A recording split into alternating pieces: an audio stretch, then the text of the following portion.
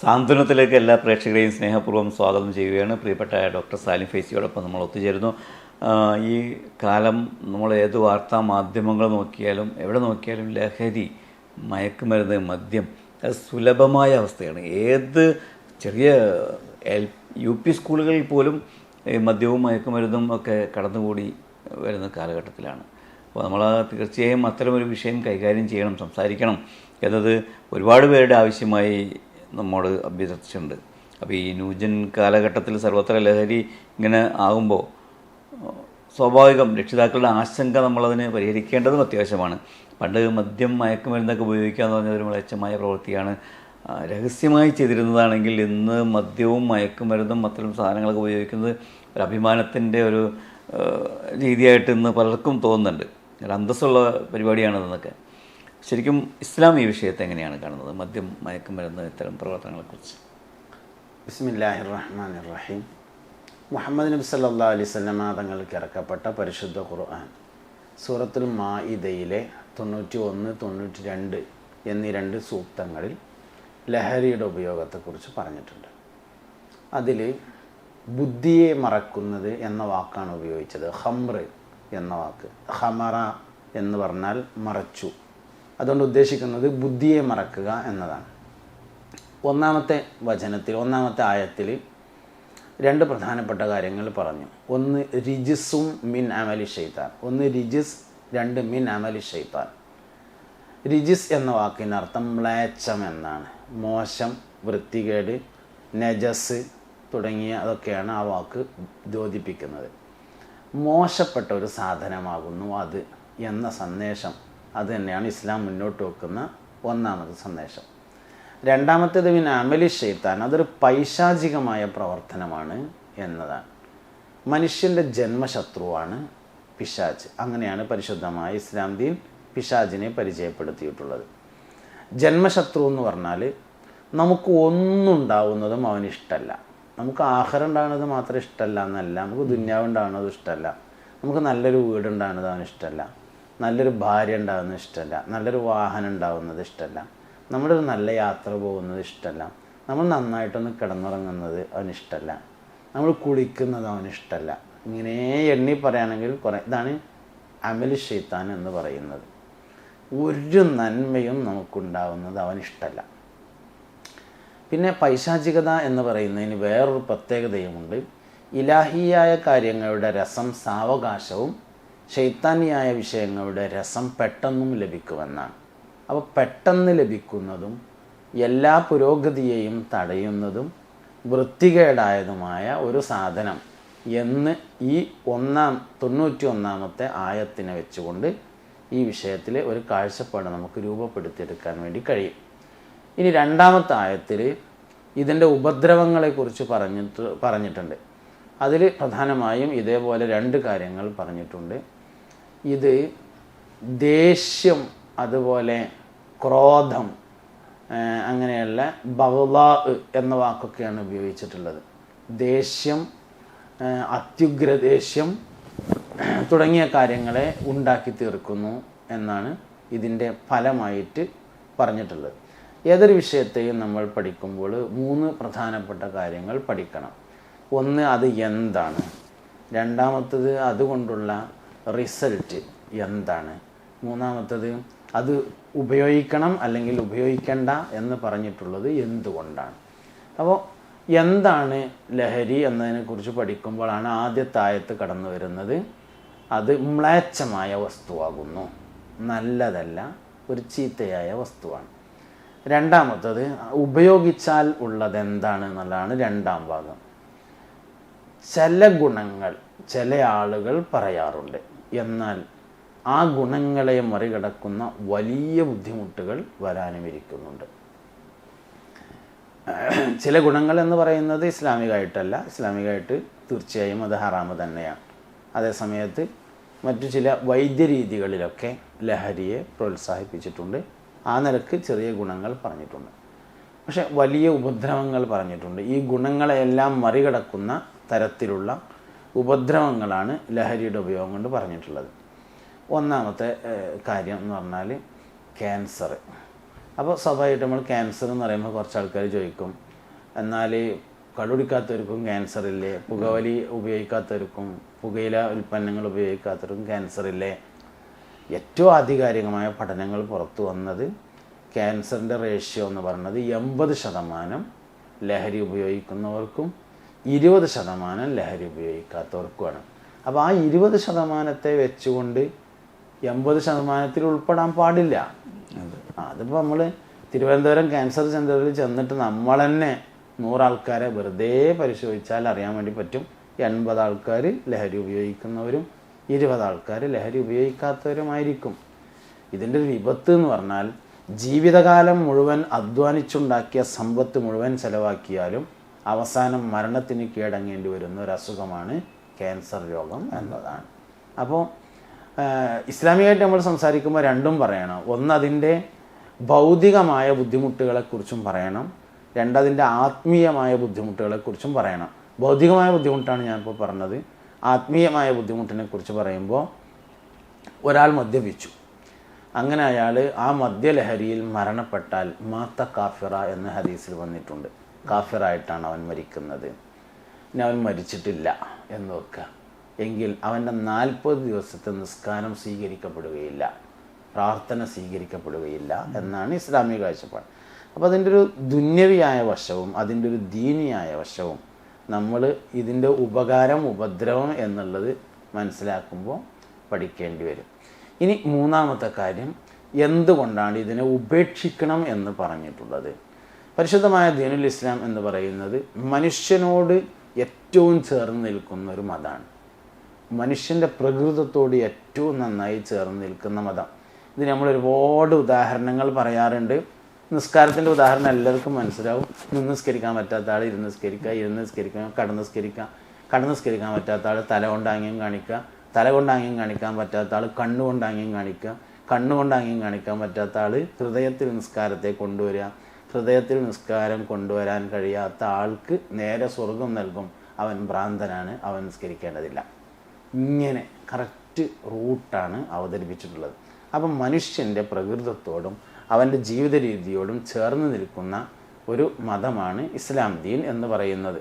അതുകൊണ്ട് തന്നെ ഇസ്ലാം ദീൻ ഈ വിഷയത്തിൽ അതിൻ്റെ കൃത്യമായ മാർഗനിർദ്ദേശങ്ങൾ നൽകിയതാണ്. എന്തുകൊണ്ടാണ് ഈ പുതിയ തലമുറ ലഹരിയിനോട് ഇത്രമാത്രം ഒരു പ്രണയം ഉണ്ടാകുന്നത്? തീർച്ചയായും നമ്മൾ എല്ലാവരും സാമൂഹികമായി തന്നെ ചിന്തിക്കേണ്ട വലിയൊരു ചിന്തയാണത്. ഞാൻ മനസ്സിലാക്കുന്നതനുസരിച്ച് കൂട്ടുകെട്ടുകളാണ് അതിലേക്ക് നയിക്കുന്നത്. അൽ മർഉ അലാ ദീനി ഖലീലിഹി എന്ന് നബി സല്ലല്ലാഹു അലൈഹി വസല്ലം പറഞ്ഞിട്ടുണ്ട്. മനുഷ്യൻ അവൻ്റെ കൂട്ടുകാരൻ്റെ മാർഗത്തിൻ്റെ മേൽ ആയിരിക്കും എന്ന് പറഞ്ഞിട്ടുണ്ട്. അപ്പോൾ അതുകൊണ്ട് കൂട്ടുകെട്ടുകളാണ്. ബാക്കി ഒരുപാട് കാരണങ്ങൾ നമ്മൾ പറയാറുണ്ട്. ഫാമിലി പ്രോബ്ലംസ് ആണ് എന്ന് പറയലുണ്ട്, മാനസികമായ ടെൻഷനാണ് എന്ന് പറയാറുണ്ട്.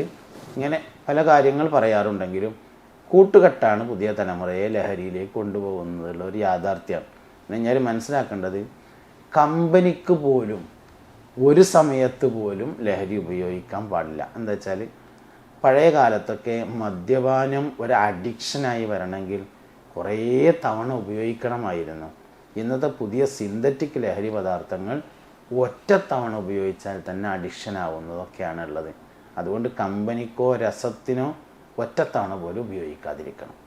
ഇപ്പോൾ നമുക്കറിയാം, ഒരു കുട്ടിയെക്കുറിച്ച് ആരെങ്കിലും രക്ഷിതാവിനോട് പറഞ്ഞാൽ നിങ്ങളുടെ കുട്ടി ഇങ്ങനൊരു ഇത് കണ്ടു എന്ന് പറഞ്ഞാൽ സ്വാഭാവികമായിട്ട് ആ രക്ഷിതാവ് ആദ്യമത് വിശ്വസിക്കില്ല. എൻ്റെ കുട്ടി അങ്ങനെ പോയില്ല, നിങ്ങൾക്ക് തോന്നിയതായിരിക്കും, ഒരുപക്ഷെ പിന്നീട് അതിൻ്റെ പേരിൽ വഴക്ക് പോലും ഉണ്ടാകും. അപ്പോൾ ഇങ്ങനെയൊക്കെ ആണെങ്കിലും ഉള്ളിലൊരു ആശങ്ക, എൻ്റെ കുട്ടി ഇങ്ങനെ ആണെങ്കിലോ എന്നുള്ള രീതിയിൽ. അങ്ങനെയാണെങ്കിൽ ഈ കുട്ടികളിൽ ഇത്തരം ലക്ഷണങ്ങളുണ്ട്, അല്ലെങ്കിൽ എൻ്റെ കുട്ടി അങ്ങനെ പോയിട്ടുണ്ട് എന്ന് അയാൾ പറഞ്ഞ് ശരിയാണോ, വാസ്തവമാണോ? എങ്ങനെ ഈ മാതാപിതാക്കൾക്ക് ഇത് തിരിച്ചറിയാൻ പറ്റും? ആദ്യം നമ്മൾ ഗുണകാംക്ഷികളെ വിശ്വസിക്കേണ്ടതുണ്ട്. കുറേയൊക്കെ പുതിയ കാലഘട്ടമാണ് എങ്കിലും കുറേയൊക്കെ നമ്മൾ വിശ്വസിക്കേണ്ടതുണ്ട്. രണ്ടാമത് ലക്ഷണങ്ങൾ നോക്കുകയാണ് വേണ്ടത്. ലക്ഷണം എന്ന് പറഞ്ഞാൽ ഈ മുമ്പത്തെ മദ്യപാനത്തിൻ്റെ പല ലക്ഷണങ്ങളും ഇന്നില്ല. ഇന്ന് പുതിയ പുതിയ ലഹരി വസ്തുക്കളാണുള്ളത്, അതുകൊണ്ട് തന്നെ പുതിയ ലക്ഷണങ്ങളുമാണുള്ളത്. പണ്ടൊക്കെ ഒരാൾ കള്ളുടിച്ച് വരുമ്പോൾ അങ്ങനെ ആടിയിട്ട് വരുമായിരുന്നു, ഇന്ന് ആട്ടല്ലല്ലോ. അതേമാതിരി വാസന നിയന്ത്രിക്കാനുള്ള സംവിധാനങ്ങളുണ്ട്, അതുകൊണ്ട് പഴയ ലക്ഷണങ്ങളൊന്നും കിട്ടില്ല. പുതിയ ലക്ഷണങ്ങൾ അത് ഓരോന്നിനും ഓരോന്നാണ്. കോമൺ ആയിട്ട് നമ്മളിങ്ങനെ പറയുകയാണെങ്കിൽ ഇപ്പോൾ മാതാപിതാക്കൾക്കൊക്കെ ശ്രദ്ധിക്കാൻ പറ്റുന്ന ഒരു കാര്യം, കുട്ടികളുടെ പാൻസിൻ്റെ പോക്കറ്റിന് സ്മെല്ല് വ്യത്യാസം ഉണ്ടാവും. ഇതാണ് നമുക്ക് എല്ലാവർക്കും പറഞ്ഞു കൊടുക്കാൻ പറ്റുന്ന ഒരു സംഭവം. അപ്പം അലക്കാൻ വേണ്ടി അഴിച്ചിടുന്ന സമയത്ത് പാൻസിൻ്റെ പോക്കറ്റ് സ്മെല്ല് ചെയ്ത് നോക്കിയാൽ വിയർപ്പിൻ്റെതല്ലാത്ത ഒരു സ്മെല്ല് കിട്ടും. അത് സംശയമാണ് ഈ പറഞ്ഞതൊക്കെ, ഉറപ്പല്ല. അപ്പോൾ നേരിയ സംശയം ഉണ്ടാവാം. നിലവിലുള്ള സ്വഭാവത്തിൻ്റെ നേരെ ഓപ്പോസിറ്റിലേക്ക് കുട്ടി പോകും. കുട്ടി എന്ന് പറഞ്ഞത് കുട്ടീനെ മാത്രം ഉദ്ദേശിച്ചല്ല, ആരാണെങ്കിലും ലഹരി ഉപയോഗിക്കുന്ന ആൾ നിലവിലുള്ള സ്വഭാവത്തിൻ്റെ നേരെ ഓപ്പോസിറ്റ് പോകും. അതായത് നന്നായി ഭക്ഷണം കഴിക്കുന്ന ആൾ തീരെ ഭക്ഷണം കഴിക്കാത്ത ആളാവും. തീരെ ഭക്ഷണം കഴിക്കാത്ത ആൾ ഭക്ഷണം കഴിക്കുക തന്നെ ജോലിയാകും. ഉറക്കം കുറവുള്ള ആൾ ഉറക്കം കൂടുതലാവും. ഉറക്കം കൂടുതലുള്ള ആൾ ഉറക്കം കുറഞ്ഞു വരും. തീരെ സംസാരിക്കാത്ത ആൾ വാചാലമായി സംസാരിച്ചു തുടങ്ങും. നന്നായി സംസാരിച്ചിരുന്ന ആൾ മൗനമാവും. ഇങ്ങനെയൊക്കെയുള്ള കുറേ കാര്യങ്ങൾ. ഇങ്ങനെ ഒരുപാട് അടയാളങ്ങൾ നമുക്ക് എണ്ണി പറയാൻ വേണ്ടി പറ്റും. ഈ ശരീരം മെല്ലിച്ച് വരിക, ഒറ്റയ്ക്കിരുന്ന് ദൂരേക്ക് നോക്കുന്ന സ്വഭാവം ഉണ്ടാകുക, വീട്ടിലായിരിക്കുമ്പോൾ വാതിൽ കുറ്റിയിട്ട് റൂമിൽ ഒറ്റയ്ക്കിരിക്കാൻ വേണ്ടി ഇഷ്ടപ്പെടുക, പിന്നെ രാത്രി കിടന്നുറങ്ങുന്ന റൂമിൽ നിന്ന് ചന്ദനത്തിരി കത്തിച്ചതിൻ്റെ വാസന വരുന്നത് പോലെ തോന്നുക, വീട്ടിൽ ചെറിയ ചെറിയ കളവുകൾ നടക്കുക, ഉറങ്ങിയിരുന്ന റൂം രാവിലെ വൃത്തിയാക്കുന്ന സമയത്ത് ന്യൂസ് പേപ്പർ കത്തിച്ചതുപോലെയുള്ള അടയാളങ്ങൾ കാണുക, റൂമിൽ നിന്ന് മാതാപിതാക്കൾക്ക് പരിചയമില്ലാത്ത ചെറിയ ബോക്സുകൾ, ചെറിയ പെട്ടികൾ ലഭിക്കുക, ഇങ്ങനെയൊക്കെയുള്ള മാതാപിതാക്കൾക്ക് പരിചയമില്ലാത്ത മുതിർന്ന ആളുകളുമായി അമിതമായ കൂട്ടുകെട്ട് നടത്തുന്നതായി ശ്രദ്ധയിൽ വരിക, ആവശ്യമില്ലാത്തതും എല്ലാവർക്കും അറിയുന്നതുമായ ചില വസ്തുക്കളുടെ പേരുകൾ ഫോണിലോ മറ്റോ ആവർത്തിച്ച് പറയുന്നതായി ശ്രദ്ധയിൽപ്പെടുക. ഇങ്ങനെയൊക്കെയുള്ള അടയാളങ്ങൾ നോക്കലാണ് വേണ്ടത്. 3 അടയാളമൊക്കെ കാണുകയാണെങ്കിൽ ഉറപ്പിക്കാൻ പറ്റും. സ്വന്തം മക്കളെ സംശയത്തിൻ്റെ നിഴലിൽ നിർത്തുക എന്നുള്ളത് ശരിയല്ല. മക്കളെ ആത്മാർത്ഥമായി നല്ല നിഷ്കളങ്കമായ സ്നേഹം തന്നെ നിൽക്കണം. എങ്കിലും പുതിയ കാലഘട്ടത്തിൽ ഒരു ശ്രദ്ധ നല്ലത്, ഒരു കണ്ണ് വേണം എന്ന ഇത് കറക്റ്റ് ആയിരിക്കുമല്ലോ. ഒരു കണ്ണ് വേണം, സംശയമല്ല ശരിക്കും, അത് സൂക്ഷ്മതയാണ്. അതെ, സൂക്ഷ്മത എന്ന പദമായിരിക്കും അതിന് ഏറ്റവും യോജിക്കുക. സംശയം നമ്മളെ മക്കളെ നമ്മളൊരിക്കലും സംശയിക്കുന്നുമില്ല, സംശയിക്കാൻ പാടില്ല. ആ സമയത്ത് അവരെ നമ്മളല്ലാതെ വേറെ ആരാ നോക്കുക. അതുകൊണ്ട് സൂക്ഷ്മത ഉണ്ടായിരിക്കും. പക്ഷെ ഇത്തരം മേഖലകളിലൊക്കെ കടന്നുപോയി ചിലപ്പോൾ കൂട്ടുകാരുടെ നിർബന്ധത്തിന് വഴങ്ങി, അല്ലെങ്കിൽ സാർ നേരത്തെ പറഞ്ഞതുപോലെ ഒരു കമ്പനിക്ക് വേണ്ടി ഉള്ള തുടക്കം, പക്ഷേ അതിൽ കുടുങ്ങിപ്പോയ ആളുകളുണ്ട്. ഇവർക്കൊക്കെ രക്ഷപ്പെടണമെന്ന് ഉണ്ടാകും. അപ്പോൾ നമ്മൾ ഈ അടുത്ത ലഹരിയിൽ കുടുങ്ങി ഒടുവിൽ രക്ഷപ്പെട്ട് സോഷ്യൽ മീഡിയയിലൂടെ ഇതിൻ്റെ തിക്തഫലങ്ങൾ പറഞ്ഞ ചില വാർത്തകളൊക്കെ നമുക്കറിയാം. അപ്പോൾ എന്താണ് രക്ഷപ്പെടാനൊരു വഴി? തീർച്ചയായും ഇന്നത്തെ കാലഘട്ടത്തിൽ ശാസ്ത്രീയ ചികിത്സയിലൂടെ ലഹരിക്കടിമപ്പെട്ട ആളുകളെ മാറ്റിയെടുക്കാൻ കഴിയും. ശാസ്ത്രീയ ചികിത്സ എന്ന് പറയുന്നത് 2 തരത്തിലുണ്ട്. ഈ അഡിക്ഷൻ്റെ തുടക്കമാണെങ്കിൽ കൗൺസിലിംഗ് കൊണ്ട് തന്നെ മാറ്റിയെടുക്കാൻ വേണ്ടി കഴിയും. വളരെ ആഴത്തിലേക്ക് അഡിക്ഷൻ പോയിട്ടുണ്ടെങ്കിൽ മെഡിസിൻ കഴിക്കേണ്ടി വരും. അപ്പോൾ അതുകൊണ്ട് ഇന്ന് എല്ലാ സ്ഥലങ്ങളിലും മദ്യം മയക്കുമരുന്നിന് അടിമപ്പെട്ട ആളുകളെ ചികിത്സിക്കുന്ന സെൻറ്ററുകൾ ഉണ്ട്. ഡി അഡിക്ഷൻ സെൻറ്റർ എന്നാണ് അത്തരം സെൻറ്ററുകൾക്ക് പറയുന്ന പേര്. ഗവൺമെൻറ്റും ഉണ്ട്, പ്രൈവറ്റും ഉണ്ട്. നെറ്റിൽ സെർച്ച് ചെയ്താൽ വേണ്ടി കിട്ടും, ഏറ്റവും അടുത്തുള്ളത് കിട്ടും. ഏറ്റവും അടുത്തുള്ള ഡി അഡിക്ഷൻ സെൻറ്ററിൽ പോയി ഡോക്ടറെ കണ്ട് തുറന്ന് പറഞ്ഞ് അദ്ദേഹം നിർദ്ദേശിക്കുന്ന മരുന്നുകൾ സ്വീകരിച്ച് കഴിച്ച് കൗൺസിലിങ്ങിന് വിധേയരായി മാറ്റിയെടുക്കാൻ വേണ്ടി കഴിയും. ഒപ്പം മതപരമായ ബോധവും ഉണ്ടായാൽ വളരെ പെട്ടെന്ന് മാറ്റിയെടുക്കാൻ വേണ്ടി കഴിയും. പക്ഷേ സൂക്ഷിക്കേണ്ട ഒരു കാര്യമുണ്ട്. നേരത്തെ നമ്മൾ പറഞ്ഞ പോലെ ഇത്തരം സാധനങ്ങൾ പൈശാചിക പ്രവർത്തനമായതുകൊണ്ട് മടങ്ങി വരാനുള്ള സാധ്യത വളരെ കൂടുതലാണ്. അതുകൊണ്ട് എവിടെ നിന്നാണോ ഈ ബുദ്ധിമുട്ട് ആദ്യമായി സ്റ്റാർട്ട് ചെയ്തിട്ടുള്ളത് ആ സ്ഥലത്തേക്ക് ഒരു കാരണവശാലും മടങ്ങാതിരിക്കണം. ഏത് ജോലിയിൽ നിന്നാണോ തുടങ്ങിയത് ആ ജോലിയിലേക്ക് പിന്നെ പോകരുത്. ഏത് ഹോസ്റ്റലിൽ നിന്നാണോ സ്റ്റാർട്ട് ചെയ്തിട്ടുള്ളത് ആ ഹോസ്റ്റലിലേക്ക് പിന്നെ മടങ്ങരുത്.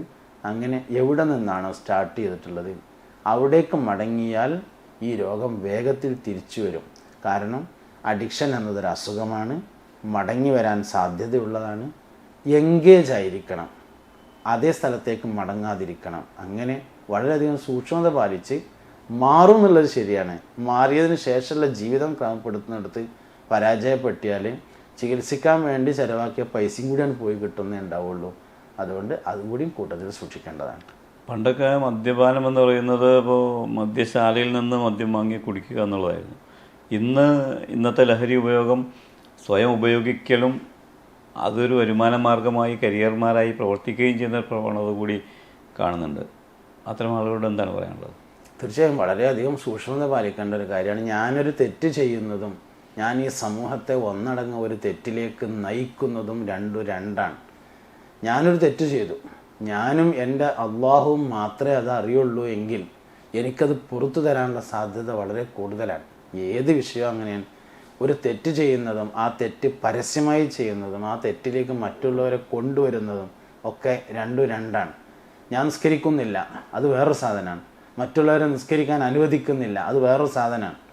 എന്നതുപോലെ ഞാൻ മദ്യപിക്കുന്നു എന്നുള്ളത് വേറൊരു സാധനവും മറ്റുള്ളവരെ മദ്യത്തിലേക്ക് നയിച്ചു കൊണ്ടുവരുന്നു എന്നുള്ളത് രണ്ടാമത്തെ ഒരു സാധനമാണ്. അതുകൊണ്ട് ആരെങ്കിലും ബൈ ചാൻസ് അതിൽ അകപ്പെട്ടിട്ടുണ്ടെങ്കിൽ പെടണമെന്നല്ല, ആരും പെടാതിരിക്കട്ടെ എന്ന് തന്നെയാണ്. മറ്റൊരാളെ ഒരു കാരണവശാലും അതിലേക്ക് കൊണ്ടുവരികയോ ഉപയോഗിക്കുന്നുണ്ട് എന്നത് മറ്റൊരാൾ അറിയാതിരിക്കുകയോ അറിയാതെ സൂക്ഷിക്കുകയും ചെയ്യേണ്ടതാണ് എന്നതാണ് പറയാനുള്ള കാര്യം. ഈ മാതാപിതാക്കൾക്കും സമൂഹത്തിനും ഒക്കെ തന്നെ കാര്യമായ റോളുണ്ട് ഈ വിഷയത്തിൽ. നമ്മൾ നേരത്തെ പറഞ്ഞതുപോലെ നിങ്ങളുടെ മകനെ ഇങ്ങനെ കണ്ടു എന്ന് ഇന്നത്തെ കാലഘട്ടത്തിൽ പറയാൻ തന്നെ ആളുകൾക്ക് മടിയാണ്. കാരണം ഒന്നേ ഉള്ളൂ, ഒന്നിനെ ഓമനിച്ച് വളർത്തുകയാണ്, അവനെങ്ങും പോകില്ല അല്ലെങ്കിൽ അവളെങ്ങും പോകില്ല എന്നുള്ള ചിന്താഗതിക്കാരുടെ ഇടയിലേക്ക് നമ്മൾ ഇത്തരം ഒരു അഭിപ്രായം പറഞ്ഞാൽ തന്നെ ഉണ്ടാകുന്ന വിപത്തോട് തൊട്ട് പലതും മൈൻഡാക്കില്ല. അതാണ്. എങ്കിലും എന്തൊക്കെയാണ് ഈ മാതാപിതാക്കൾക്കും സമൂഹത്തിനും ചെയ്യാൻ കഴിയുന്ന ഒരു നിർദ്ദേശങ്ങൾ അവർക്ക്? തീർച്ചയായും ഈ ലഹരി ഉപയോഗത്തിനെതിരെ വലിയ സാമൂഹിക മുന്നേറ്റം തന്നെ വളരെ അത്യാവശ്യമായ കാലഘട്ടത്തിലാണ് നമ്മൾ ജീവിച്ചുകൊണ്ടിരിക്കുന്നത്. മനുഷ്യൻ്റെ ഏറ്റവും വലിയ പ്രത്യേകത എന്ന് പറയുന്നത് അവൻ്റെ ബുദ്ധിയാണ്, അല്ലാതെ വേറൊന്നുമല്ല. സിംഹത്തെ അടക്കുന്നു മനുഷ്യൻ, അവൻ്റെ ബുദ്ധി കൊണ്ട് മാത്രമാണ് അവൻ ചെയ്യുന്നത്. വലിയ സിംഹങ്ങൾ 50 സിംഹമുള്ള വലിയൊരു സിംഹബംഗ്ലാവിനെ ഒരു മനുഷ്യൻ ഭരിച്ചു മുന്നോട്ട് കൊണ്ടുപോകും. കാട്ടിലെ രാജാവാണ് യഥാർത്ഥത്തിൽ സിംഹം. മനുഷ്യന് ഇതിന് എന്തുകൊണ്ട് സാധിക്കുന്നു? തുമ്പിക്കൈ കൊണ്ട് ഒരു വീശിയാൽ പരിസരത്ത് എവിടെയും അവൻ്റെ പൊടി പോലും ഉണ്ടായിരിക്കില്ല.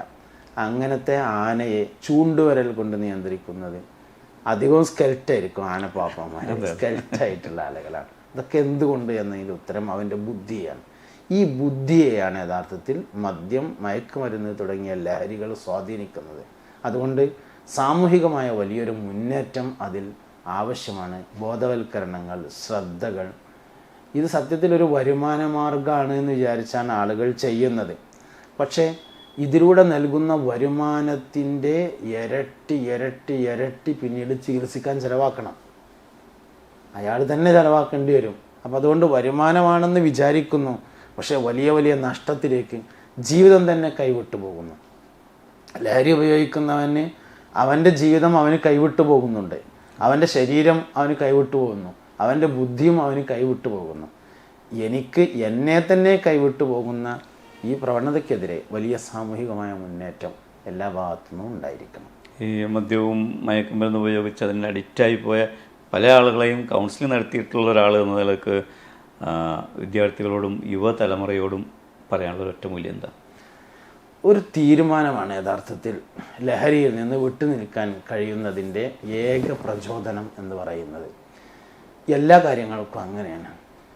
നമ്മൾ ലഹരി ഉപയോഗിക്കുകയില്ല എന്നതിനെ അഭിമാനമായി കാണുകയും തമാശക്ക് പോലും കമ്പനിക്ക് പോലും ഒരു തവണ പോലും ഞാനത് ഉപയോഗിച്ചിട്ടില്ല എന്ന് പറയാൻ കഴിയുന്ന ഒരവസ്ഥയിലേക്ക് മാറുകയും വേണം.